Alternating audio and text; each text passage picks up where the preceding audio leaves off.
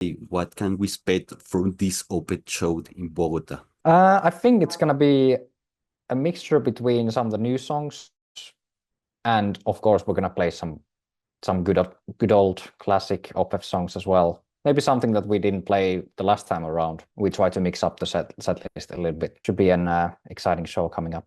Which band has been the most demanding on the drums? Of course, it's gonna be Opeth. I mean, just the variety of styles and different dynamics between the songs. Even like during the songs, you have to go from like full on to like very subtle and mellow. Yeah, that can be challenging, but also like very exciting and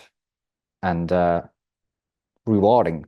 Like, but especially for this new album, when we were working on it and I was practicing the songs, I spent like I don't know 6 months to learn everything. Oh, Uh, yeah, it definitely took some time and there was some really difficult parts to even understand like what's going on. But yeah, it's just luckily uh,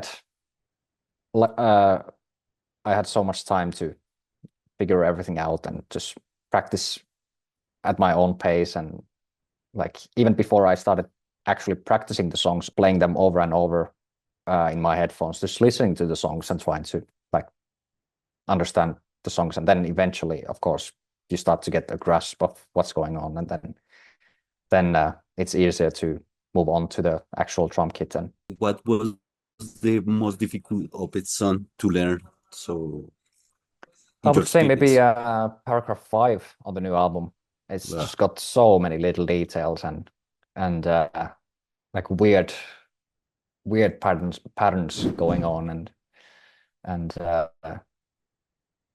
yeah, you have to play double kicks and close the hi-hat at the same time with your left foot, and stuff like that.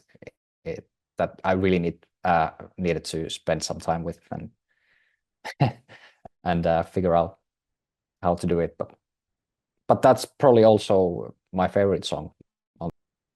I think the way he's doing the growls on this album is probably the best he's ever sounded in that style, and you can really hear how he's again uh, so comfortable with this style, and also like naturally it doesn't feel like forced at all. And yeah, it's just I think his growls sound better than ever on this album. in this Monster of Rock with Judas Priest and Europe and Scorpions. Yeah. So, what band you're excited to join in this Monster of Rock? Maybe Europe. I don't know if an influence for you because you're a younger drummer, but maybe with the time is an influence, or maybe Judas Priest. I don't Well, know. I love all of those three bands, really. Uh, but maybe from a drummer's perspective, since Mickey D plays with Scorpions and he's one of my favorite drummers, that's probably the band that I'm most looking forward to see. But of course, all of them, yeah, it's gonna be really nice to finish off our own set in the afternoon and then just enjoy watching the rest of the bands. Alexi Laiho is one of the greatest, and what do you learn about him? Yeah, just musically, because in person we love and we have the opportunity to see him in Bogota a long time ago. But musically, how what do you learn? What did you learn? Well, I guess the main thing is like the way he was composing the songs. He